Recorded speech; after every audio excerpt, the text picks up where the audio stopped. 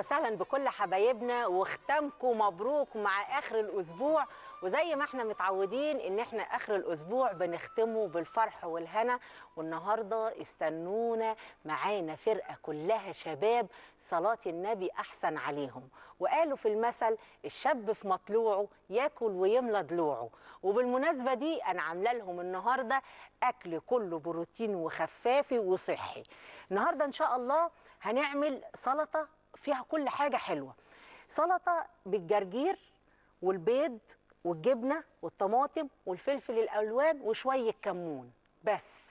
الطبق ده حلو قوي وصحي للي عندهم سكر، للي عاوزين يخسوا، للي بيحبوا اكل خفيف، يمشي فطار يمشي غدا، تعملوه بالليل تتعشوا بيه باكل خفيف وسهل الهضم، يعني يمشي كل حاجه وبألف هنا وشفا. هو مقاديره سهله. والنهارده كمان قبل ما مدي ايدي على حاجه عاوزه اقول لكم على حاجه بقى. احنا عملنا في اول الاسبوع تحويجه للستات. تحويجه للستات اللي احنا قلناها امبارح عشان جوزك يفضل جنبك. النهارده عملنا تحويجه للرجاله عشان طلبوا مننا كده. حبايبنا الرجاله اللي بيكلمونا على الصفحه كتبوا لنا قالوا يا غاليه اعملي لنا تحويجه عشان مراتي تقعد جنبي في البيت، لا تقول لي راحه شمال ولا راحه يمين. فعملنا النهارده تحويجه للرجاله ازاي مراتك تقعد جنبك وتلبد. فالنهارده كل حبايبنا اللي هيكلمونا نتناقش في الموضوع ده عشان يبقى اسبوعنا ختمه مسك. خدوا بقى التحويجه كده من الاول. اول حاجه تعملوها، اول حاجه ان انت ما تتكلميش كتير. يعني كلم مراتك كلمه حلوه، كلمها كده كلمه حلوه. ده اول حاجه، تكلم مراتك كلمه حلوه. تاني حاجه بقى اختار اللفظ، اختار الفاظك وانت بتكلمها. خلي كده ملافظك حلوه عشان كل كلمه بتطلع منك هي تحبها. تالت حاجه اسمع لها، يعني خصوصا كده لما اكلمك عن العيال، عن المصاريف، عن عندها مشكله في الفلوس، عندها اسمع لها. حط لها ودنك واسمع لها. ما تفضلش بقى تقول لها ايه انا مش فاضي، انا دماغي مقلوبه، لا سيبيني في حالي دلوقتي. لا اسمع لها. ما هي زي ما انت بنقول اسمعي لجوزك لازم انت كمان تسمع لها. في حاجه بقى كمان ما تنساش الهديه. ده قالوا في المثل انا غنيه واحب الهديه. يعني الهديه لو دخل عليها بقرن فول حراتي مراتك هتتبسط. لو بنسة شعر هتحطها كده في دماغها وتبقى مبسوطه. فاوعى تنسى الهديه لمراتك مهما كانت بسيطه، قيمتها عندها تبقى غاليه. فيعني ايه نمشي كده واحده واحده. وفي بقى واحده كمان اخر واحده بقى واختموا مسك. الرجوله بقى. الرجوله هي العطاء. الرجوله هي ان انت تدي وان انت تكون حنين، مش الشخط والنطر فاضيه على مليانه. ان انت تكون حنين وتكون كده عندك عطاء، دي الرجوله. اديني سهلتها على الرجاله وقلت لكم لو قرن فول حراتي ولا بنسة شعر مراتك هترمي الفرحه وتفرح. ادي تحويجه غاليه. هقولها لكم كمان بقى على بعضيها. يلا بقى. واحد بقى الكلمه الحلوه دي اول حاجه. اتنين اختار الفاظك قبل ما تتكلم معاها تكون الفاظك حلوه واتكلم عليها كويس قدام الناس، ده بيفرق كتير مع الست. 3 اسمع لها بقى لما تكلمك عن العيال وعن المصاريف وعن لو عندها مشكلة، اسمع لها واديها ودنك. و4 بقى اوعى تنسى الهدية ايا كانت. 5 ختمه بقى مسك. الرجولة ان انت تكون حنين وان انت يكون عندك عطاء. دي وصفة حلوة للرجالة، ويلا بقى كل الرجالة يعملوا بيها. نرجع لأكلتنا. هنحط بقى شوية جرجير حلوين كده. الجرجير حلو جدا للبشرة ومغذي وحلو للشعر وحلو للجسم وزي الفل وحلو الأيام دي قوي. اللي عاوز بقى ياكل جرجير جيبوا الجرجير واغسلوه كويس قوي، تغسله حلو تاكله حلو اهو. والجرجير ده يعني ما شاء الله عليه، يعني لو نطول نزرعه فدادين هنزرعه حتى لو تحت السراير.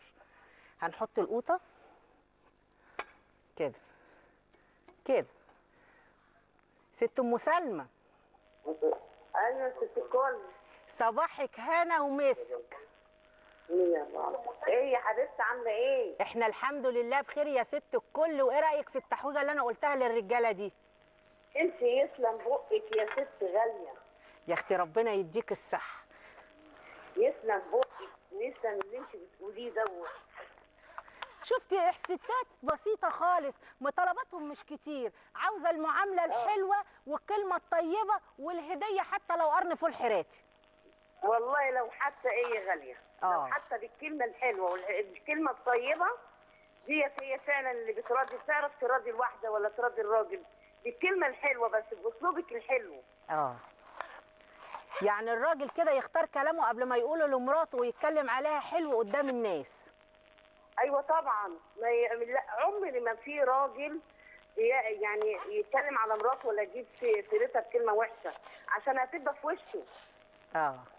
انت عارفه يا ام سلمى الحاجات البسيطه دي اللي احنا بنتكلم فيها بالدنيا بحالها، لو اتنفذت هتبقى بالدنيا بحالها.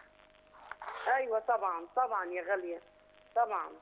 وهي برضه الست برضه ليها برضه اللي هي تخلي بالها من جوزها وتحافظ على عيالها وتحافظ على جوزها وتحافظ على بيتها. ده يا اختي الشر بره وبعيد. الايام دي الاقي البنات الصغيره اللي لسه وراور قال يتجوزوا ويتطلقوا يتجوزوا ويتطلقوا. علشان ايه؟ بالشر بره وبعيد. ده انت تمسكي في الراجل تمسكي فيه زي القراده. بيبقى فشل يا غاليه، بيبقى فشل والله العظيم. ربنا يا رب ما يجيب فشل يا رب. يلا الحمد لله. وانت عامله ايه واولادك عاملين ايه؟ كل سنه وانت طيبه. وانت طيبه وكل مشاهدينا طيبين. انت مش صايمه ليه النهارده؟ ما انا عامله لك اكل للفطار اهو، المغرب على وشك.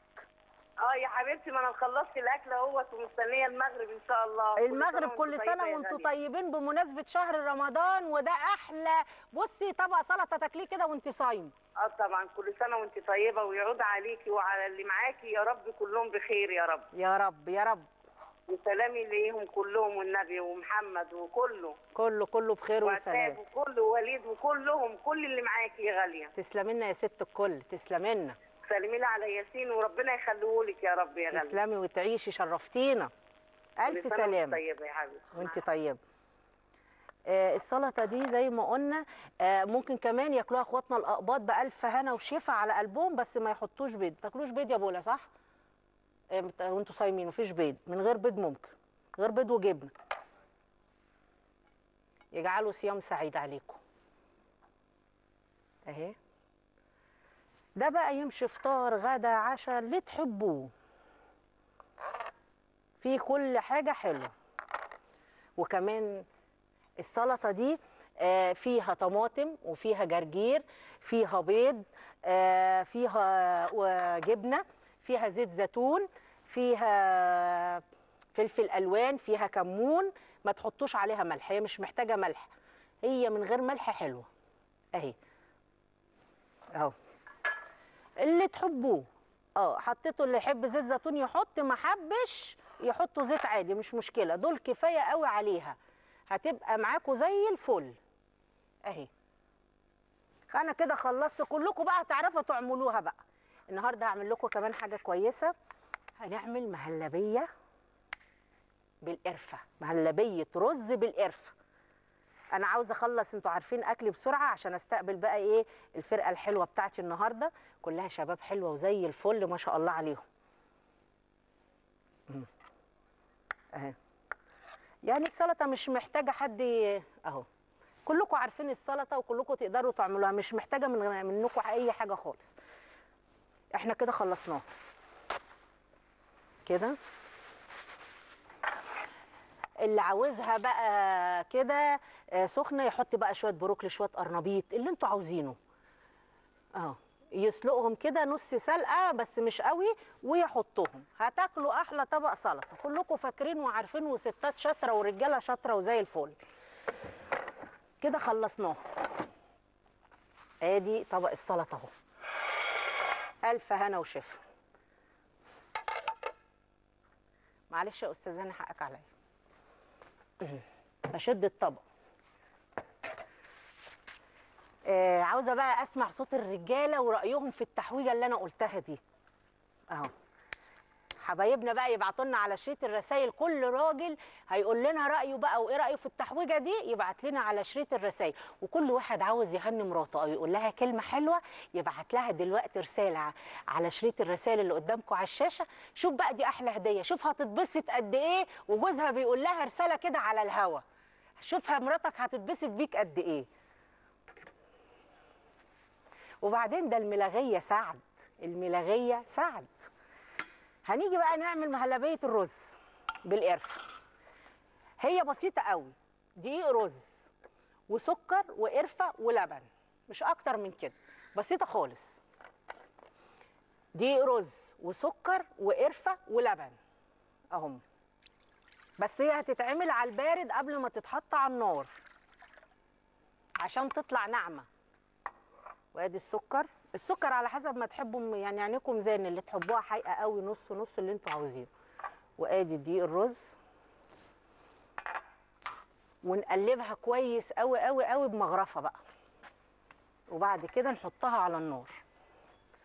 دي سهله، وفي الايام دي العيال اعملوها للعيال قبل الكبار. الرز حلو بيربط بطن العيال وكمان يخلي العيل يلف كده ويبقى حلو.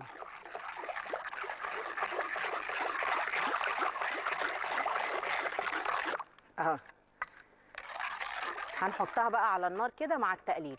خالده يا مرحب يا مرحب، شلونك ست غالية؟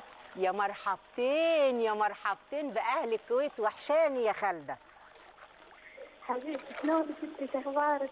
انا الحمد لله بخير، ايش اخبارك انتي؟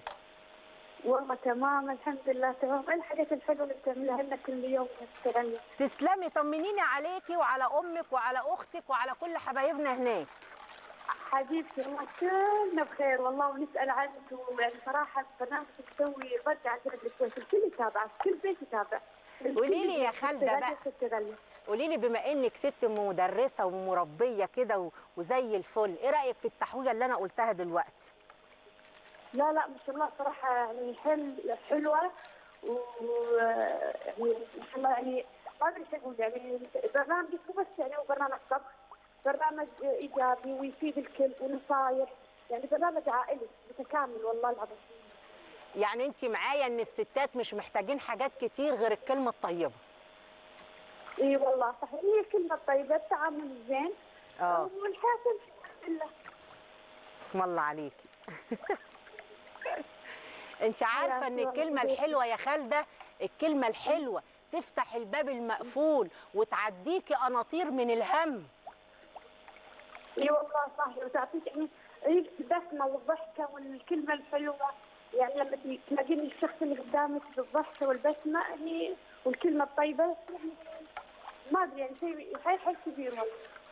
حبيبتي ربنا يديكي الصحه وطولة العمر، وان شاء الله يا رب يتفتح لك الابواب المقفله انت وامك واختك وكل حبايبنا في الكويت. شرفتينا اجمعين يا رب اجمعين، وكل من يتابعنا يا رب، وكل متابعينك اللي يحبونك واللي يشجعونك دائما واللي يتصلون عليك، يعني احنا ما شاء الله اتصالاتكم كثر الضغط من لحظه.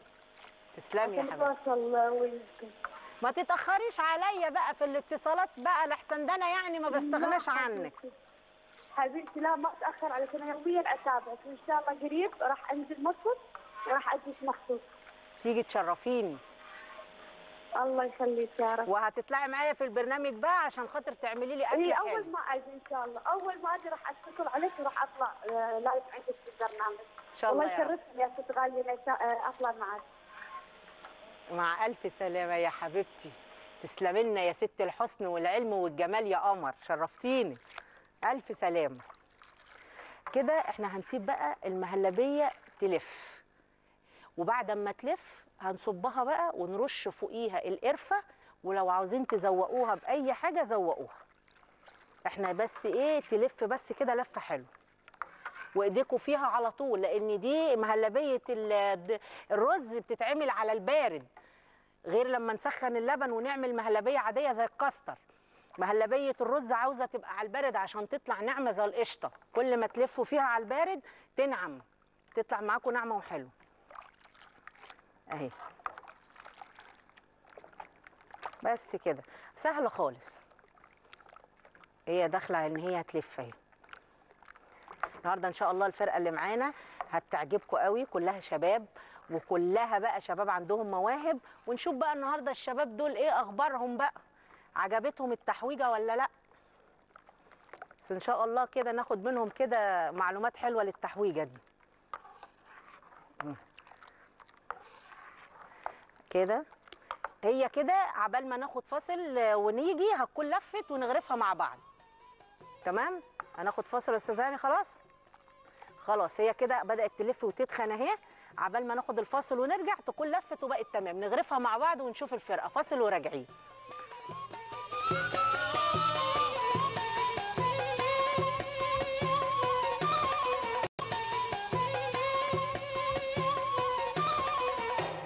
رجعنا تاني بعد الفاصل. صبينا المهلبيه بتاعه الرز، هنبتدي نحط عليها القرفه وتزوقوها باي حاجه تعجبكم. بس قبل ما اعمل ده النهارده برحب بفرقتنا الجميله وشبابنا اللي زي الورد. اهلا وسهلا بيكم في مطبخ غاليه الصغير. اهلا وسهلا بحضرتك. انا مبسوطه بيكم النهارده قوي قوي. بس نعرف كده نفسنا بقى. احنا تشكيله بند. انا عبد الله عز، محمد صلاح وصفي، مصطفى، فادي، اسامه، عمده، احمد عمده عشان هو قال لي ما تقولش عمده. احنا تشكيله بند تمام. بنغني وعندنا حاجات كتير جدا نفسنا نقولها، وبنحب نحيي التراث القديم لبلدنا، وكمان حاجات كتير قوي نفسنا نعملها، بس لسه اهو لسه طالعين باذن الله وربنا يكرم بقى. طب انتوا النهارده مشرفيني، وبنبقى بالمناسبه ان انتوا كده كلكم شباب صغيرين، فحد فيكم متجوز؟ هو رد. طب بقى ادولي بقى اتكلم في معاك مايك ولا عايز اسمع صوتك. انت بس اللي متجوز؟ متجوز بقالك قد ايه؟ بقالي 3 سنين. صلاة النبي احسن، ده انت عديت المرحله. شفتي بقى؟ الحمد لله. وماشي يعني زي الفل.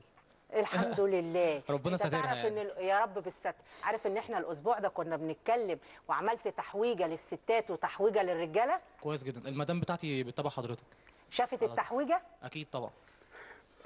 طب يعني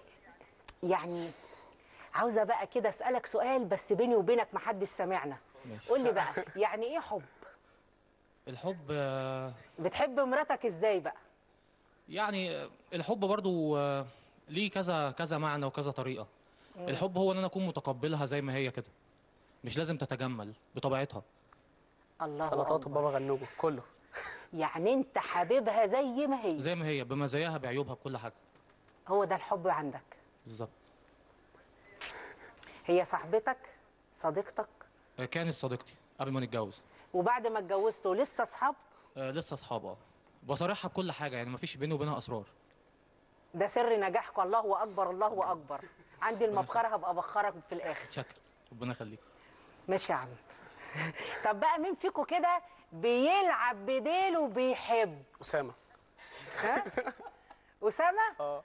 طيب بصوا، احنا هنغني دلوقتي، وبعد كده بقى كل واحد فيكم لازم النهارده ما تخرجوش من المطبخ غير لما تصرحوني باللي جواكم.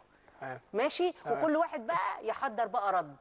الاخ المتجوز قال لنا يعني ايه حب، اللي جاي بقى يقول لنا مين فيكم بيحب وبيحب ازاي.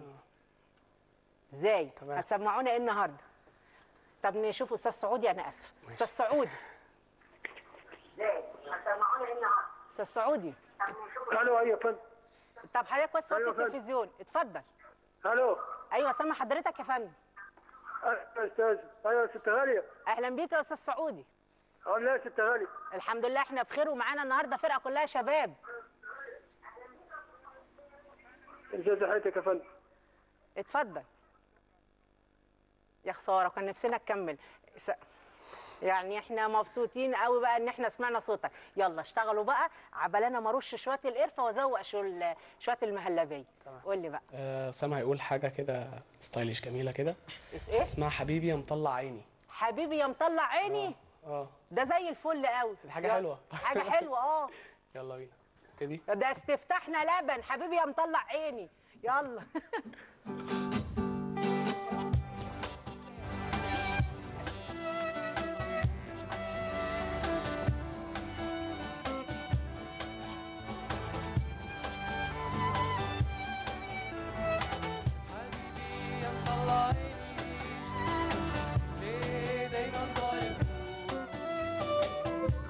سكت عليا سنيني، وشك بقى شبه الشوز. ازاي من الاول كنت معاك ومعاك كلاكي قلبي جواك؟ ازاي من الاول انا حبيتك؟ روح الله يخرب بيتك. بصحى من النوم على صوت الهمس، ببتدي يومي حزن. استنى. لا بصوا بقى، انا يا اخويا عاوزه حاجه، بما انك قلت احنا بنغني للقديم مش للجديد، صح؟ ماشي. طيب انا عاوزه حاجه كده فريحي، انا عاوزه اختم الاسبوع كده فريحي، حاجه حلوه. انت كنت بتغني كده للاستاذ محمد منير. ها؟ صح. صحيح. وكانت اغنيتك كده حلوه. تمام. فغني لي بقى كده الاغنيه اللي انت كنت بتنتنها. ايه رايك؟ معلش يا حبيبي، انا يا اخويا يا حبيبي ما بحبش اسمع الكلاكيع. انا قلت ده مطلع عيني، يبقى هقول له روح السوق ساعدني في الخضار، ناولني المواعين من المطبخ، لكن ده انت قلت لي كلاكيع خالص. غني لي يا اخويا للاستاذ محمد منير برضو. ماشي. يلا ماشي، غني معايا بقى.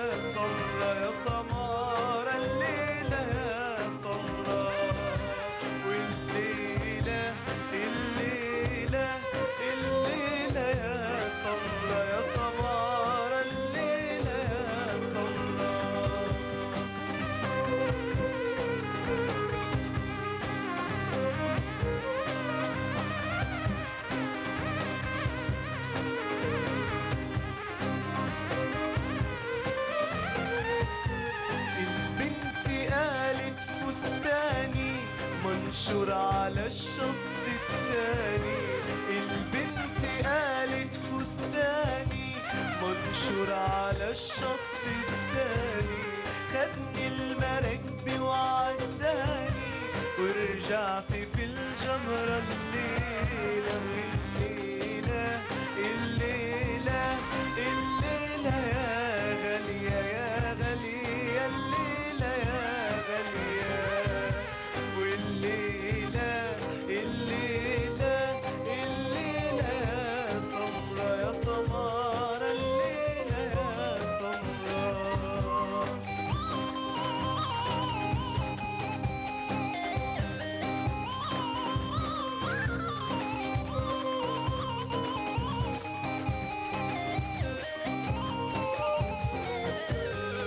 كنت برا ولا مهاجر، أنا اللي جايلك من باكر. أنا كنت برا ولا مهاجر، أنا اللي جايلك من باكر. قلبي ولا البحر الهادر، عيني ولا الجمرة الليلة. والليلة الليلة الليلة يا سمرة يا سمارة، الليلة يا سمرة. والليلة الليلة الليلة يا سمرة يا سمارة، الليلة يا سمرة. والليلة الليلة الليلة يا غالية يا غالية، الليلة يا غالية. شكرا ليك، الله اكبر. ايوه يا اخويا كده اهو كده، مش تقول لي مطلع عيني ومطلع سجادتي ومطلع مرتبتي. هو اسامه بقى هو الوحيد اللي بيحب فينا بقى صغير. انت عارف بقى، ولله الحمد عندنا كده الله اكبر الله اكبر يجي 500 واحد على الصفحه بتاعتنا ومحدش فيهم مطلع عينينا. يعني 500,000. بص بقى صلاه النبي داخلين على النص ارنب. تمام. طب احنا 6 ولا 5؟ تمام. احنا بينا ايه 505. الله اكبر. صلاه تمام كده؟ النبي. امسك الخشب. ماشي. ماشي تمام. مين بقى بيحب؟ حد اعترف وقال بحب؟ عبد الله ابو حلو ابو بدله ده. طب الحلو ابو بدله اللي ورانا بقى هيقول لنا هو بيحب ازاي ومين المزه بتاعته، بس بعد الفاصل. فاصل وراجعين.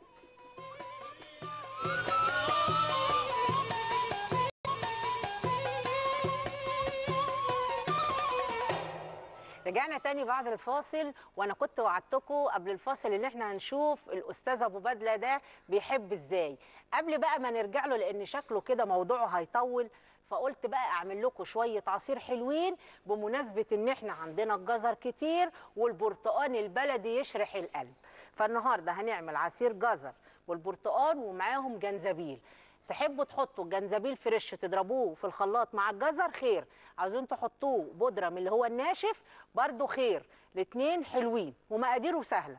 هو برتقان، عصير برتقان بنحصره عادي بالعصاره بتاعتنا العاديه، وجزر بنسلقه ونضربه في الخلاط. اللي عنده مكنه عصير الجزر اللي تحطوا فيها الجزر ينزل عصيره وتفل من ناحيه براحته، اللي عاوز يسلقه ويضربه بتفله بحاله بمحتاله في الخلاط زي ده كده يبقى خير واحسن. وشويه جنزبيل وسكر بس، مش اكتر من كده، بيبقى حلو وبعدين بيبقى مشروب كده مفضل وزي الفل. هنحط البرتقال، حطوا بقى زي ما تحبوا، عاوزين البرتقال اكتر الجزر اكتر زي ما انتوا عاوزين. ونحط شويه جزر يعني شويه حلوين برضو، دول على قلب دول يعني. ايوه حبه حلوين برضو دول على قلب دول كده اهو. وتحطوا السكر اللي انتوا تحبوه، الحياء اللي يجي على مزاجكم حطوه على حسب ما انتوا تحبوا عاوزين يبقى سكره ايه اهو. بس كده كفايه حلو قوي. وهنحط الجنزبيل ونقلب. ده ابسط حاجه، معلقه جنزبيل كده تكون حلوه اهو. اللي عاوزين برضو العصير ده يمشي من غير سكر، للي عاملين دايت حطوا فيه قرفه وجنزبيل مع البرتقال والجزر وما تحطوش سكر. واللي ما بيحبش الحاجات المسكره شيل السكر وحط له برضو جنزبيل وقرفه ويبقى معاكم زي الفل. كده بقى احنا هنصبه تمام. نيجي بقى للاستاذ عبد الله. اسمه ايه؟ اسامه. عشان في حد عبد الله صح ولا انا انت عبد الله؟ قول لي بقى يا استاذ اسامه، انت بتحب؟ اكيد طبعا، مفيش حد بيعيش من غير ما يحب يعني. طيب هل اللي انت بتحبها حاطط في نيتك وضميرك ان انت تتجوزها؟ ما انا بحب بس مش بحب واحده. يا لهوي. بحب اصحابي كده يعني. لا انت كده بقى دخلت في الموضوع الطريق اللي مش متظبط. لا قول الحقيقه وما تتكسفش، احنا مش على الهوا. العالم بس كله شايفنا. طبعا الانسان ما يقدرش يعيش من غير حب يعني. الحب بيشجع الواحد على ان هو يعمل حاجات كتيره ويحقق طموحاته يعني وكده. وبيبقى حلو بصراحه يعني. بيبقى بالنسبه لي احسن ان انا احب اصحابي احسن من ان انا استثني الحب بشخص واحد يعني. ده بالنسبه لي. طيب يعني ما فيش بنوته حلوه كده شغلت قلبك شغلتك حطيت في دماغك ان انت تتجوزها؟ يعني كان في. قول لها بقى رساله كده، قول لها انا ناوي ان شاء الله اخلص برنامج غاليه واجي اجيب الدبلتين. ان شاء الله اخلص البرنامج وبشوف الدبلتين دي بعدين. يعني طب مين فيكم ناوي على جواز؟ احمد عمر. طيب قول لي بقى يا استاذ احمد، انا الف لك كده. ناوي على جواز؟ ان شاء الله. طب ناوي على جواز يعني بعد قد ايه بتحب؟ يعني هو انا بس مهتم مركز الفتره دي في شغلي يعتبر اللي هو المزيكا والفن عموما الفتره دي. بس انا بحب واحده وان شاء الله يعني ربنا يكرم كده واتجوزها قريب باذن الله. طيب هسألك سؤال صغير قوي. ايوه. انت دلوقتي قبل الجواز بتبقى عاوز تاخد كل حاجه. كل حاجه من ناحيه ايه؟ يعني عاوز حب وعاوز ان انت تخرج وعاوز ان انت الدنيا حلوه. طب بعد الجواز بقى المفروض ان انت تدي.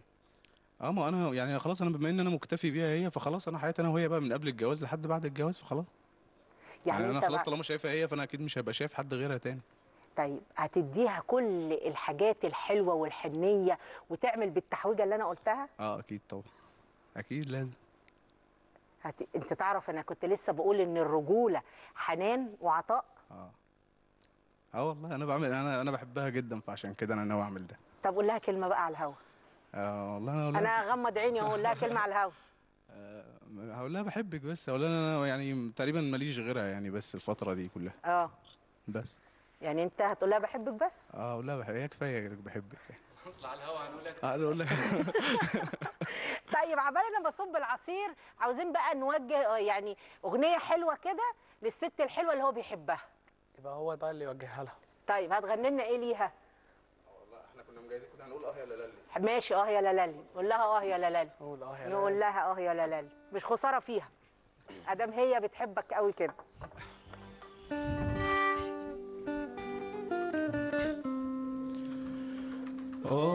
يا لالي يا عيني يا لالي، علي طهر راح ولا جالي.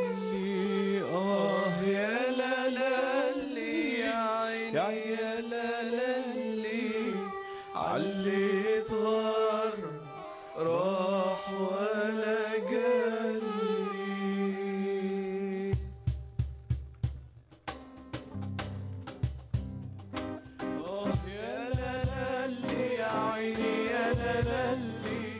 علي اتغار راح ولا جالي. يا لالي يا عيني يا لالي، علي اتغار راح ولا جالي.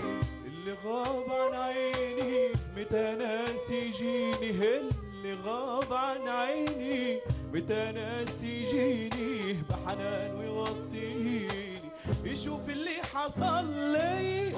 يا لالي يا عيني يا لالي، علي اتغار راح ولا جالي. يا لالي يا عيني يا لالي، علي اتغار راح ولا جالي. خدشالوا الحرير وطاقيته الكشمير، خدشالوا الحرير وطاقيته الكشمير، راح يغيب كتير ومين يا ناس يقول لي.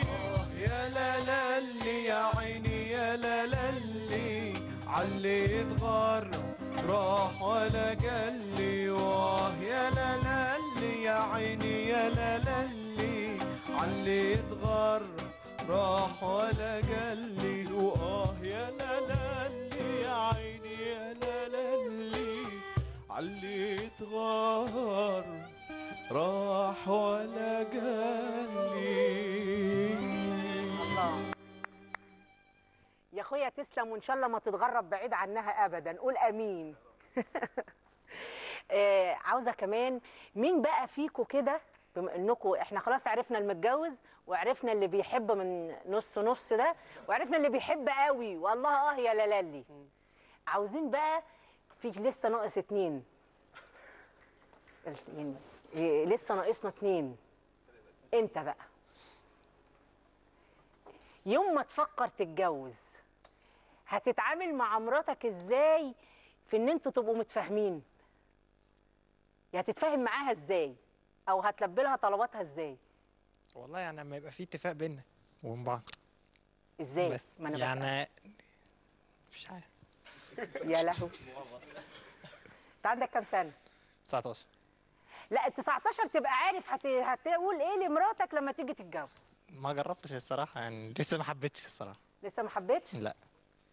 طيب هتقدر ان انت، طب انت شايف الجواز ايه؟ شايفه ايه؟ طب بجرب الاول، احب نبقى نفكر. لا لا لا لا، ده انتوا لسه موالكوا طويل قوي. ده يعني الراجل الطيب ده هو اللي جاب من الاخر. ايوه هو جريء شويه.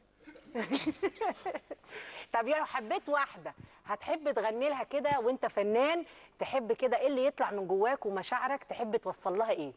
حتى عن طريق الغنى، عن طريق المزيكا. يعني ممكن اقول لها مثلا اغنيه انا لعبت يا زهر. انا لو لعبت يا زهر صح. انا لو لعبت يا زهر بجد. لو لعبت يا زهر.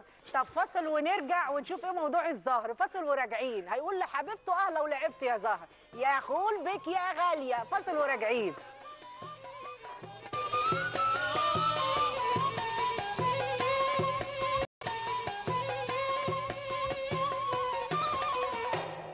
رجعنا تاني بعد الفاصل ومعانا الشباب اللي زي الفل دول، اللي كل واحد فيهم دخلنا جواه وقلبنا. هنصب العصير، وفي بقى اخر سؤال لاخر واحد اللي ما اتسالش، قاعد كده ساكت ومسحتن وما بيتكلمش خالص. فهصب العصير بقى واعرف حكايته ايه.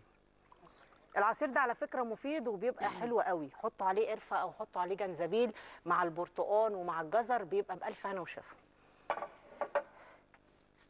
انت بقى يا محمد تقدر بقى، هسألك سؤال واحد بس، هل انت اللي حب ولا طلشي؟ لا مش للدرجة يعني. طب امال ايه؟ مرتبط بالكلية شوية يعني، عشان هي عشان الكلية مزعلاني بس. الكلية اللي مزعلاك؟ جدا والله، عشان هندسة بس يعني. انت في كلية هندسة؟ للأسف يعني. يا لهوي، ده هي مزعلاك قوي كده، مخلياك يعني ما حبيتش وما طلتش ولا ايه؟ يعني احنا بنحاول فيها بس اوقات بنطول واوقات لا، بس غالبا لا يعني. طب ومن الناحية العاطفية حبيت ولا طلتش؟ لا الحمد لله بطول يعني. الحمد لله. الحمد لله. الحمد لله. انت واثق من نفسك؟ لا الحمد لله. طب تقول ايه بقى للي انت حبيتها؟ ربنا يخليكي بس. لا قول لها كلمة حلوة كده، قول لها أغنية، اعزف لها مقطوعة، ده انتوا فنانين والفنان كله إحساس. لا عزفنا كتير الحمد لله. يعني بتقف لها تحت البلكونة؟ لا مش للدرجة، اتضرب فيها دي. أبوها يجري وراك بعصاية المقش؟ دي ممكن دي. مش ضامن بصراحة. طيب هتغنوا لنا ايه بقى ويبقى ختامه مسك؟ نقول بهية. طيب نقول بهية، وبهية دي بقى نهديها لكل حبايبكم ولكل اللي بتحبوهم وكل اللي بتستلطفوهم ولمراتك وبناتك الاثنين، ربنا يبارك لك فيهم. نسمع بهية.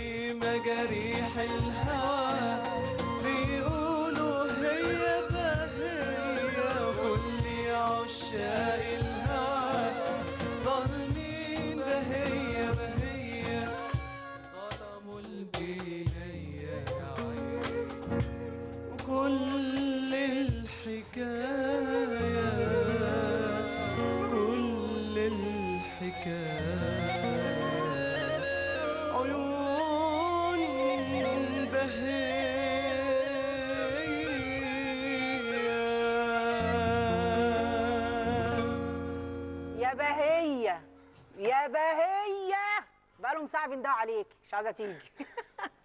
النبي انتوا منورينا النهارده، وانا مبسوطه بيكوا قوي قوي، ومبسوطه كمان اكتر ان كل واحد فيكوا عنده هدف، وكل واحد فيكوا نفسه يحب ونفسه يتجوز ونفسه يعمل حياه.